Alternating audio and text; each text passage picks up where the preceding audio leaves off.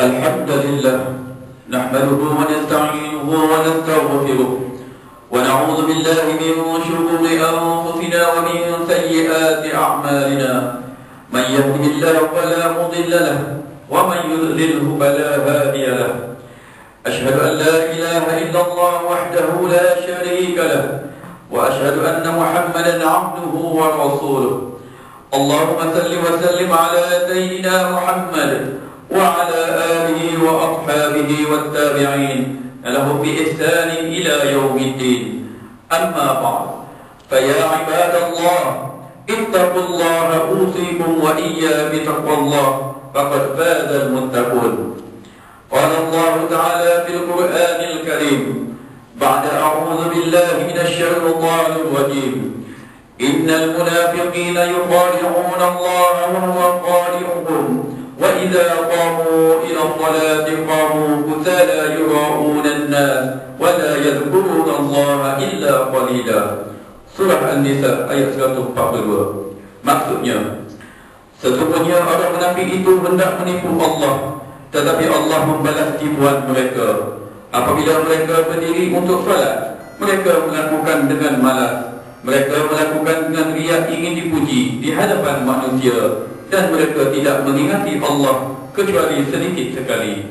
Sidang Jumaat yang dirahmati Allah, marilah kita tingkatkan ketakwaan kehadirat Allah Subhanahu wa taala dengan istiqamah mentaati segala perintah dan menjauhi segala larangannya. Mudah-mudahan hidup kita di dunia dan di akhirat dilimpahi dengan keberkatan ilahi. Mimbar pada hari ini akan membicarakan khutbah yang bertajuk hindari sifat munafik. Daripada segi syariah, munafik merujuk kepada orang yang menyembunyikan kekufuran di dalam hati, sementara berpura-pura menzahirkan keimanan mereka pada zahirnya, mengaku keesaan Allah dan kerasulan Nabi Muhammad SAW, tetapi sebenarnya tidak beriman. Daripada segi bahasa, perkataan munafik merujuk kepada orang yang amalan dan hatinya bercanggah dengan apa yang diperkatakannya. Ketika bercakap atau melakukan sesuatu, mereka menyembunyikan maksud sebenar. Mereka kelihatan baik pada zahir, tetapi memiliki niat jahat yang terselindung. Mereka bersifat tepat di luar, runcing di dalam. Sifat munafik merupakan antara penyakit yang paling bahaya dalam masyarakat. Boleh menjadi gunting dalam lipatan dan musuh dalam selimut. Sifat kepura-puraan mereka boleh mengancam kesejahteraan umat dan keselamatan sesebuah negara. Digambarkan golongan munafik sebagai manusia yang busuk hati kerana hasad dengki terhadap orang beriman, seperti firman Allah Subhanahu wa taala dalam surah Al-Baqarah ayat 10. A'udzu billahi minasyaitonir rajim. Fi qulubihim maradun fazadahum Allahu marada wa lahum 'adzabun alimun bima kanu yakdzibun. Maksudnya, dalam hati mereka golongan munafik itu terdapat penyakit syak dan hasad dengki, lalu ditambah Allah penyakitnya, dan bagi mereka seksa yang pedih disebabkan mereka berdusta. Rasulullah SAW mengalami pengalaman pahit akibat perbuatan kumpulan munafik. Mereka berpura-pura di hadapan baginda menyokong dakwah Islam, namun hakikatnya mereka berniat mahu memusnahkan Islam, membawa banyak musibah, termasuk mengkhianati umat Islam seperti yang berlaku semasa perang Uhud. Abdullah bin Ubay telah mempengaruhi sebahagian tentera Muslim supaya mundur daripada medan perang, mengakibatkan tentera Rasulullah SAW menjadi lebih kecil dan lemah. Kejatuhan Khalifah Abbasiyah juga disebabkan oleh perbuatan khianat salah seorang menteri yang mempunyai hasad, tergamak bekerjasama dengan musuh untuk membuka laluan, membolehkan tentera Tatar masuk menguasai Baghdad.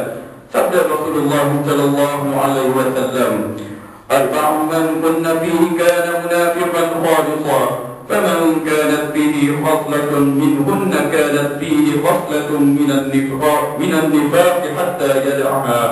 Idza utimana qana wa idza haddatha kadzaba wa idza ahada 'adara wa idza khasama fajara. Artinya, empat perkara yang berada pada dirinya semuanya dia menjadi munafik sepenuhnya, dan sesiapa yang ada salah satu daripadanya nescaya dirinya mempunyai salah satu daripada sifat munafik, sehinggalah dia meninggalkan. Apabila diberikan amanah berlaku khianat, apabila bercakap dia berbohong, apabila berjanji dia memungkiri janji, dan apabila dia berdebat dia tidak jujur dan bukan mencari kebenaran. Riwayat Al-Bukhari. Orang-orang munafik itu dapat dikenali melalui sifat-sifat berikut. Pertama, tidak memiliki pendirian kukuh, menunjukkan pendirian sentiasa berubah mengikut keadaan, sangat mudah terpengaruh dengan persekitaran, ibarat lalang yang mudah mengikut arah tiupan angin, atau sesumpah yang boleh menukar warna kulit mengikut pohon mana yang ia hinggap. Kedua, ingkar kepada janji, mudah berdusta dan mudah bersumpah palsu, cakap siang tidak boleh dibawa ke malam. Ketiga, orang munafik juga boleh diibaratkan sebagai pelakon hebat, bijak melakukan watak mengikut pentas dan penonton, sifat bermuka-muka, memuji sewaktu berhadapan dan mengumpat ketika berada di belakang. Daripada Abu Hurairah radhiyallahu anhu, Rasulullah sallallahu alaihi wasallam bersabda, kamu akan mendapati manusia yang paling jahat, iaitu memiliki dua wajah, yang datang pada sebarengan dengan satu wajah dan datang pada golongan lain dengan satu wajah. Keempat, mengharapkan apa juga kebaikannya dibalas dengan upah berbentuk wang ringgit, harta, pangkat dan jawatan. Harga dirinya boleh dijual beli dan boleh diperdagangkan. Kesetiaan akan berakhir jika tidak mendapat ganjaran atau upah. Kelima, menjadikan dunia sebagai matlamat hidup dan terlalu cinta kepada kebendaan. Keenam, riak dan mengajar pujian serta tidak bersedia menerima teguran dan nasihat atas apa juga kelemahan dan kesilapan. Ketujuh, jiwa yang sentiasa gelisah dan resah kerana terpaksa bersikap berpura-pura di hadapan khalayak. Kelapan, kelihatan baik di permukaan tapi berhati busuk, berniat jahat dan berbuat khianat, serta suka melakukan tipu daya. Kesembilan, melakukan kerosakan di bumi dengan menggunakan tipu muslihat, memutarbalikan fakta, memberi alasan, mahu membuat perkara baik, sedangkan apa yang berlaku ialah di sebaliknya. Kesepuluh, tidak merasa bersalah malah berbangga melakukan dosa dengan memberikan berbagai hujah untuk menghalalkan apa juga dosa yang telah dilakukan. Kesebelas, berhasad dengki terhadap kejayaan dan pencapaian orang lain dan menaruh dendam. Barakallahu li wa lakum bil Qur'anil azim wa nafa'ani wa iyyakum bima fihi minal ayati wadh-dhikril hakim wa taqabbal minni wa minkum tilawatah innahu huwas sami'ul 'alim.